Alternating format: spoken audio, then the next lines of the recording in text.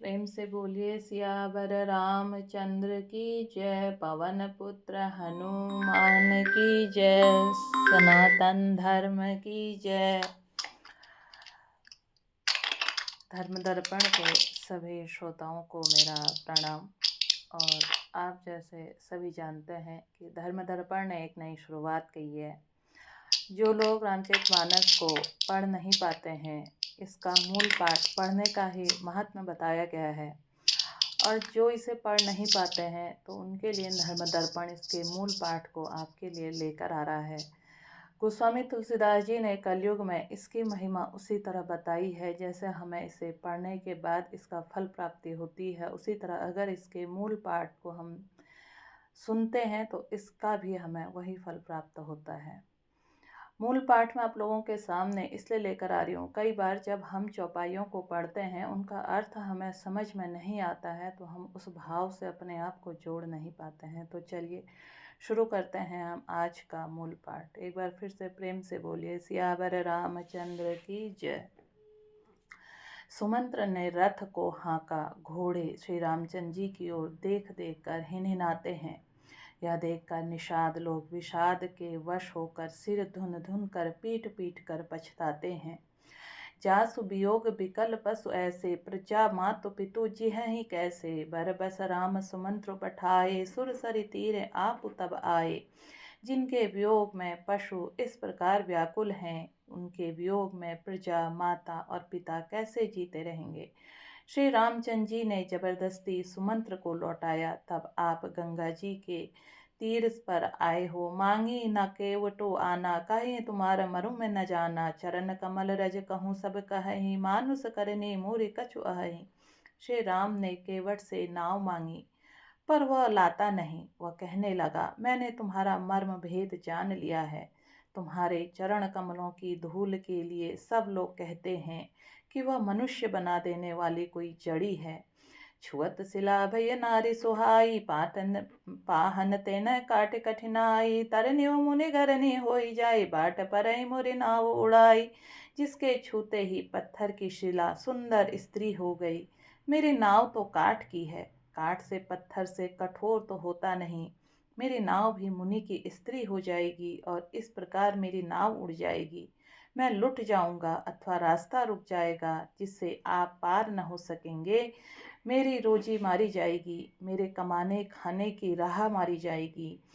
अहि प्रतिपालहूँ सभी परिवारों, नहीं जानूँ कछु वर कुवारूं। जो प्रभु पार अवश्य गा चहूँ, मोहि पद पदम पखारन कहूँ। मैं तो इसी नाव से सारे परिवार का पालन पोषण करता हूँ, दूसरा कोई धंधा नहीं जानता। हे प्रभु, यदि तुम अवश्य ही पार जाना चाहते हो तो मुझे पहले अपने चरण कमल पखारने धो लेने के लिए कह दो। पद कमल धोई चढ़ाई, नाव न नाथ उतराई। चहूँ मोहि राम राउरियान, दशरथ सपथ सब साची कहूँ। बस तीर मारूं लखन पै जब लागी, जब पखारूं तब लगी न तुलसीदास। नाथ कृपाल पार उतारे हूँ। हे नाथ, मैं चरण कमल धोकर आप लोगों को नाव पर चढ़ा लूंगा। मैं आपसे कुछ उतराई नहीं चाहता। हे राम, मुझे आपकी दुहाई और दशरथ जी की सौगंध है, मैं सब सच सच कहता हूँ। लक्ष्मण भले ही मुझे तीर मारें, पर जब तक मैं पैरों को पखार न लूंगा तब तक हे तुलसीदास जी के नाथ, हे कृपालु, मैं पार नहीं उतारूंगा। सुनि केवट के बैन प्रेम लपेट अटपटे, बिहसे करुणा नैन चितई जानकी लखन तन। केवट के प्रेम में लपेटे हुए अटपटे वचन सुनकर करुणा धाम श्री रामचंद्र जी, जानकी जी और लक्ष्मण जी की ओर देख कर हंसे। कृपा सिंधु बोले मुस्काई, सोई करूं जहीं तब नाव न जाई। बेगी आनु जल पाए पखारूं, होत विलंब उतार ही पारूं। कृपा के समुद्र श्री रामचंद्र जी केवट से मुस्कुरा कर बोले, भाई तू वही कर जिससे तेरी नाव न जाए। जल्दी पानी ला और पैर धो ले, देर हो रही है, पार उतार दे। जासु नाम सुमिरत एक बारा, उतरहि नर भव सिंधु अपारा। सोय कृपालु केवटे निहोरा, जहि जुग किय तिहु पगहु ते थोरा। एक बार जिनका नाम स्मरण करते ही मनुष्य अपार भवसागर के पार उतर जाते हैं और जिन्होंने वामन अवतार में जगत को 3 पग से छोटा कर दिया था, 2 ही पग में त्रिलोकी नाप लिया था, वही कृपालु श्री रामचंद्र जी गंगा जी से पार उतारने के लिए केवट का निहोरा कर रहे हैं। पद नख निरखी देव सरि हरसी, सुनि प्रभु वचन मोह मति करसी, केवट राम रजायु सुपावा, पानी कटवता भरी ले आवा। प्रभु के इन वचनों को सुनकर गंगा जी की बुद्धि मुंह से खींच गई थी कि ये साक्षात भगवान होकर भी पार उतारने के लिए केवट का निहोरा कैसे कर रहे हैं। परंतु समीप आने पर अपनी उत्पत्ति के स्थान पदकों को देखते ही उन्हें पहचान कर देव नदी गंगा जी हर्षित हो गई। वे समझ गई कि भगवान नरनीला कर रहे हैं, इससे उनका मोह नष्ट हो गया और इन चरणों का स्पर्श प्राप्त करके मैं भी धन्य हो जाऊंगी। यह विचार कर वे हर्षित हो गई। केवट श्री रामचंद्र जी की आज्ञा पाकर कटोते में भरकर जल लेकर आ गए। अति आनंद उमंग अनुरागा, चरण सरोज पखारन लागा, बरसि सुमन सर सुकल सिहाहि, ऐहि सम पुण्य पुंज को नाही। अत्यंत आनंद और प्रेम उमंग वह भगवान के चरण कमल धोने लगा। सब देवता फूल बरसाकर सिहाने लगे कि इसके समान पुण्य की राशि कोई नहीं है। पद पखारी जलुपान करी आप सहित परिवारा, पितर पारु करी प्रभु पुनि मुदित गयऊँ ले पार। चरणों को धोकर सारे परिवार सहित स्वयं उस जल चरणों तक को पीकर पहले उस महान पुण्य के द्वारा अपने पितरों को भवसागर से पार कर फिर आनंद पूर्वक प्रभु श्री रामचंद्र जी को गंगा जी के पार ले गया। अगर आप इस चौपाई को पढ़ते हैं, इस चौपाई को पढ़ने के बाद आपके घर में अगर किसी तरह का भी पितृ दोष है, इस चौपाई को सुनने या बार बार अगर आप 108 बार जप करते हैं तो उससे आपके घर का पितृ दोष खत्म हो जाता है। उतरे ठाड़ भय सुर सरि रेता, सिय राम गुहु लखन समेता, केवट उतरे दंडवत कीना, प्रभु ही सकुच एहि नहीं कछु दीना। निषाद राज और लक्ष्मण जी सहित श्री सीता जी श्री रामचंद्र जी नाव से उतरकर गंगा जी की रेत बालू में खड़े हो गए। तब केवट ने उतरकर दंडवत की। उसको दंडवत करते देखकर प्रभु को संकोच हुआ कि उसको कुछ दिया नहीं। पियहिए के सिय जान निहारी, मुनि मुद्री मन मुदित उतारी, कहे हूँ कृपा लेहि उतराई, केवट चरण कहे अकुलाई।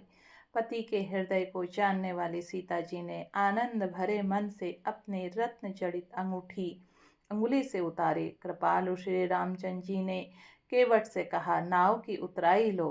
केवट ने व्याकुल होकर चरण पकड़ लिए। नाथ आजु मैं काह न पावा, मिटु दोष दुख दारिद्र दावा, बहुत काल में कीन्ह मजूरी, आज दीन विधि बनी भली मूरी। उसने कहा, हे नाथ, आज मैंने क्या नहीं पाया। मेरे दोष दुख और दरिद्रता की आग आज बुझ गई है। मैंने बहुत समय तक मजदूरी की, विधाता ने आज मुझे बहुत ही अच्छी और भरपूर मजदूरी दे दी। अब कछु नाथ न चाहे मोहे, दीन दयाल अनुग्रह तोरे, फिरती बार मोहि जो देबा, सो प्रसाद में सिर धरि लेबा। हे नाथ दीन दयाल, आपकी कृपा से अब मुझे कुछ नहीं चाहिए। लौटती बार आप मुझे जो कुछ देंगे वह प्रसाद में सिर चढ़ा कर लूँगा।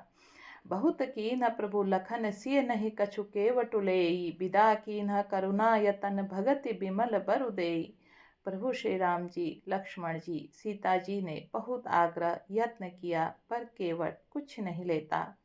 तब करुणा के धाम भगवान श्री रामचंद्र जी ने निर्मल भक्ति का वरदान देकर उसे विदा किया।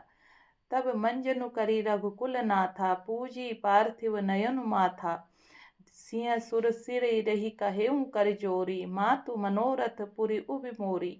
फिर रघुकुल के स्वामी श्री रामचंद्र जी ने स्नान करके पार्थिव पूजा की और शिव जी को सिर पर नवाया। सीता जी ने हाथ जोड़कर गंगा जी से कहा, हे माता, मेरा मनोरथ पूरा कीजिएगा। पति देवर संग कुशल बहोरी, आय करो जही पूजा तोरी, सुन सिय विनय प्रेम रस सोनी, भई तब बिमल बारी बर बानी। जिसमें मैं अपने पति और देवर के साथ कुशल पूर्वक लौट कर आकर तुम्हारी पूजा करूं। सीता जी के प्रेम में सनी हुई विनती सुनकर तब गंगा जी के निर्मल जल से श्रेष्ठ वाणी हुई। सुन रघुवीर प्रिया बेदहि, तब प्रभाव जग विदित न केहि। लोकप हो ही बिलोकत तोरे, तो ही से वही सब सिद्धि कर जोरे। हे रघुवीर के प्रियतमा जानकी, सुनो, तुम्हारा प्रभाव जगत में किसे नहीं मालूम है। तुम्हारी कृपा दृष्टि से देखते ही लोग लोकपाल हो जाते हैं। सब सिद्धियां हाथ जोड़ी तुम्हारी सेवा करती हैं। तुम्हें जो हमें बड़ी विनय सुनाई, कृपा की न मोहि दीन ही बढ़ाई। तदपि देवी में देवी असीसा, सफल हो नहित निज बागीसा। तुमने जो मुझको बड़ी विनती सुनाई, यह तो मुझ पर कृपा की और मुझे बढ़ाई दी है। तो भी हे देवी, मैं अपनी वाणी सफल होने के लिए तुम्हें आशीर्वाद दूंगी। प्राणनाथ देवर सहित कुशल कौशला आई, पूजहि सब मन कामना सुजसु रहहि जग छाई। तुम अपने प्राणनाथ और देवर सहित कुशल पूर्वक अयोध्या लौटोगी। तुम्हारी सारी मनोकामनाएं पूर्ण होंगी और तुम्हारा सुंदर यश इस जगत भर में छा जाएगा। गंग बचन सुनि मंगल मूला, मुदित सिय सुर सरि अनुकूला। तब प्रभु गुहहि कहे हूँ घर जाऊं, सुनत सुख मुख भा उर दाहूं। मंगल के मूल गंगा जी के वचन सुनकर, देव नदी को अनुकूल देखकर सीता जी आनंदित हुई। तब प्रभु श्री रामचंद्र जी ने निषाद रात गुह से कहा कि भैया, अब तुम घर जाओ। यह सुनते ही उसका मुंह सूख गया और हृदय में दाह उत्पन्न हो गया। दीन वचन गुह कह कर जोरी, विनय सुनहु रघुकुल मन मोरी। नाथ साथ रही पंथु देखाई, करि दिन चारी चरण सेवकाई।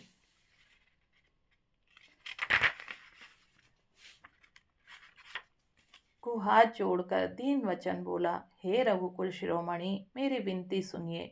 मैं नाथ आपके साथ रहकर रास्ता दिखाकर चार और कुछ दिन चरणों की सेवा करता हूँ। जहि बन जाई रहब रघुराई, परन कुटी में करबि सुहाई। तब मोहि कह जसि देव रजाई, सोई करहूँ रघुबीर दुहाई। हे रघुराज, जिस वन में आप जाकर रहेंगे, वहां मैं सुंदर पर्णकुटी पत्तों की कुटिया बना दूंगा। तब मुझे आप जैसी आज्ञा देंगे। मुझे रघुवीर आपकी दुहाई है, मैं वैसा ही करूंगा। सहज स्नेह राम लखितासु, संग लीन गुह हृदय हुलासु।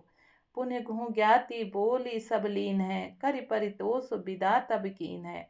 उसके स्वाभाविक प्रेम को देखकर श्री रामचंद्र जी ने उसको साथ ले लिया। उसके गुह के हृदय में बड़ा आनंद हुआ। फिर गुह निषाद राज ने अपनी जाति के लोगों को बुला लिया और उनका संतोष करा के उनको विदा किया। तब गणपति सिय सुमरि प्रभु नाई, सुर सरहि माथ सखा अनुज सिय सहित बन गवन कीन रघुनाथ। तब प्रभु श्री रघुनाथ जी, गणेश जी और शिव जी का स्मरण करके तथा गंगा जी को मस्तक नवाकर सखा निषाद राज, छोटे भाई लक्ष्मण जी और सीता सहित वन को चले। तहि दिन भयहु विटप तरुबासु, लखन सखा सब कीन सुपासु। प्रात प्रात कृत करि रघुराई, तीरथ राजु दिखे प्रभु जाई। उस दिन पेड़ के नीचे निवास हुआ। लक्ष्मण जी और सखा गुह ने विश्राम की सब सुव्यवस्था कर दी। प्रभु श्री रामचंद्र जी ने सवेरे प्रातःकाल की सब क्रियाएं करके जाकर तीर्थों के राजा प्रयाग के दर्शन किए। सचिव सत्य श्रद्धा प्रिय नारी, माधव सरसि मीतु हितकारी। चारि पदारथ भरा भंडारों, पुण्य प्रदेश देश अति चारों। उस राजा का सत्य मंत्री है, श्रद्धा प्यारी स्त्री है और श्री वेणी माधव जी सरीखे हितकारी मित्र हैं। चारों पदार्थ धर्म, अर्थ, काम और मोक्ष के भंडार भरे हैं और वह पुण्यमय प्रांत ही उस राजा का सुंदर देश है। क्षेत्र अगम गढ़ गाढ़ सुहावा, सपने हो नहीं प्रतिपक्ष न पावा। सेन सकल तीरथ बरबीरा, कलसु अनेक दलन रन धीरा। प्रयाग क्षेत्र ही दुर्गम, मजबूत और सुंदर गढ़ किला है, जिसको स्वप्न में भी पाप रूपी शत्रु नहीं पा सके हैं। संपूर्ण तीर्थ ही उसके श्रेष्ठ वीर सैनिक हैं, जो पाप की सेना को कुचल डालने वाले और बड़े रणधीर हैं। संग मुसिहासन सुठि सोहा, छत्रु अखय बटु मुनि मन मोहा, चंवर जमुन अरु गंग तरंगा, देखी होई दुख दारिद भंगा। गंगा यमुना सरस्वती का संगम ही उसका अत्यंत सुशोभित सिंहासन है, अक्षय वट छत्र है, जो मुनियों के भी मन को मोहित कर लेता है। यमुना जी और गंगा जी की तरंगें उसके श्याम और श्वेत चंवर हैं, जिनको देखकर ही दुख और दरिद्रता नष्ट हो जाती है। से वहीं सुकृति साधु सुचि पा वहीं सब मन काम, बंदी वेद पुराण गण कहि बिमल गुण ग्राम। पुण्यात्मा पवित्र साधु उसकी सेवा करते हैं और सब मनोरथ पाते हैं। वेद और पुराणों के समूह भाट हैं, उसके निर्मल गुण गणों का बखान करते हैं। को कहीं सकहीं प्रयाग प्रभाऊं, कलसु पुंज कुंजर मृग राऊं। अस तीरथ पति देखि सुहावा, सुख सागर रघुबर सुख पावा। पापों के समूह रूपी हाथी को मारने के लिए सिंह रूप प्रयागराज का प्रभाव महत्व महात्मा कौन कह सकता है। ऐसे सुहावने तीर्थराज का दर्शन कर सुख के समुद्र रघुकुल श्रेष्ठ श्री राम जी ने भी सुख पाया। कह सिय लखन ही सुख ही सुनाई, श्रीमुख तीरथ राज बढ़ाई। करि प्रणामु देखत बन बागा, कहत महात्म अति अनुरागा। उन्होंने अपने श्रीमुख से सीता जी, लक्ष्मण जी और सखा गुह को तीर्थराज की महिमा कहकर सुनाई। तदंतर प्रणाम करके वन और बगीचों को देखते हुए बड़े प्रेम से महात्मा कहते हैं। एहि विधि आई बिलो की बेनी, सुमिरत सकल सुमंगल देनी। मुदित नहाई कीन्ह शिव सेवा, पूजी जथा विधि तीरथ देवा। इस प्रकार श्री राम ने आकर त्रिवेणी के दर्शन किए, जो स्मरण करने से सब सुंदर मंगलों को देने वाली है। फिर आनंद पूर्वक त्रिवेणी में स्नान करके शिव जी की सेवा पूजा की और विधि पूर्वक तीर्थ देवताओं का पूजन किया। तब प्रभु भरद्वाज पहीं आए, करत दंडवत मुनि उरलाए। मुनि मन मोद न कछु कहीं जाई, ब्रह्मानंद राशि जनु पाई। स्नान पूजन आदि सब करके तब प्रभु श्री राम जी भरद्वाज जी के पास आए। उन्होंने दंडवत करते हुए मुनि हृदय से लगा लिया। मुनि के मन का आनंद कुछ कहा नहीं जाता, मानो उन्हें ब्रह्मानंद की राशि मिल गई हो। दीन असीस मुनीस अरि अति आनंदो, अस जानी लोचन गोचर सुकृत फल, मनहु किए विधि आनी। मुनीश्वर भारद्वाज जी ने आशीर्वाद दिया। उनके हृदय में ऐसा जानकर अत्यंत आनंद हुआ कि आज विधाता श्री सीता जी, लक्ष्मण जी सहित प्रभु श्री रामचंद्र जी के दर्शन कराकर मानो हमारे संपूर्ण पुण्यों के फल को लाकर आँखों के सामने कर दिया। कुशल प्रसन्न करी आसन दीन है, पूजी प्रेम परिपूरन कीन है। कंद मूल फल अंकुर नीके, दिए आनि मुनि मनहु अमीके। कुशल पूछकर मुनिराज ने उनको आसन दिया और प्रेम सहित पूजन करके उन्हें संतुष्ट कर दिया। फिर मानो अमृत के ही बने हों ऐसे अच्छे अच्छे कंदमूल फल और अंकुर ला कर दिए। सिय लखन जन सहित सुहाए, अति रुचि राम मूल फल खाए। भय विगत श्रम राम सुखारे, भरद्वाज मृदु वचन उचारे। सीता जी, लक्ष्मण जी और सेविक गुह सहित श्री राम जी ने उन सुंदर मूल फलों को बड़ी रुचि के साथ खाया। थकावट दूर होने से श्री रामचंद्र जी सुखी हो गए। तब भरद्वाज जी ने उनसे कोमल वचन कहे। आज सुफल तपु तीरथ त्यागू, आज सुफल जब जोग बिरागू। सफल सकल शुभ साजन साजू, राम तुम्हि अवलोकत आजू। हे राम, आपका दर्शन करते ही आज मेरा तप, तीर्थ सेवन और त्याग सफल हो गया। आज मेरा जप, योग और वैराग्य सफल हो गया। आज मेरे संपूर्ण शुभ साधनों का समुदाय भी सफल हो गया। लाभ अवधि सुख अवधि न दूजी, तुम्हारे दरस आस सब पूजी। अब करी कृपा देहूँ बर एहूँ, निज पद सरि सिज सहज सनेहूँ। लाभ की सीमा और सुख की सीमा प्रभु दर्शन को छोड़कर दूसरी कुछ भी नहीं। आपके दर्शन से मेरी सब आशाएं पूर्ण हो गई हैं। अब कृपा करके यह वरदान दीजिए कि आपके चरण कमलों में मेरा स्वाभाविक प्रेम हो। करम वचन मन छाड़ी छलु जब लगी जनु न तुम्हार, तब लगी सुख सपने हो नहीं किए कोटि उपचार। जब तक कर्म वचन और मन से छल छोड़कर मनुष्य आपका दास नहीं हो जाता, तब तक करोड़ों उपाय करने से भी स्वप्न में भी वह सुख नहीं पाता। सुनि मुनि बचनु राम सकुचाने, भाव भगति आनंद अघाने, तब रघुबर मुनि सुजसु सुहावा, कोटि भांति कहीं सब ही सुनावा। मुनि के वचन सुनकर उनकी भाव भक्ति के कारण आनंद से तृप्त हुए भगवान श्री रामचंद्र जी की लीला के दृष्टि से सकुचा गए। तब अपने ऐश्वर्य को छिपाते हुए श्री रामचंद्र जी ने भरद्वाज मुनि का सुंदर सुयस करोड़ों करोड़ों अनेकों प्रकार से कहकर सबको सुनाया। सो बड़ सो सब गुण गन गेहूँ, जेहि मुनीस तुम आदर देहूँ। मुनि रघुबीर परस्पर नवहि, वचन अगोचर सुख अनुभव वही। उन्होंने कहा, हे मुनीश्वर, जिसको आप आदर दें वही बड़ा है और वही सब गुण समूहों का घर है।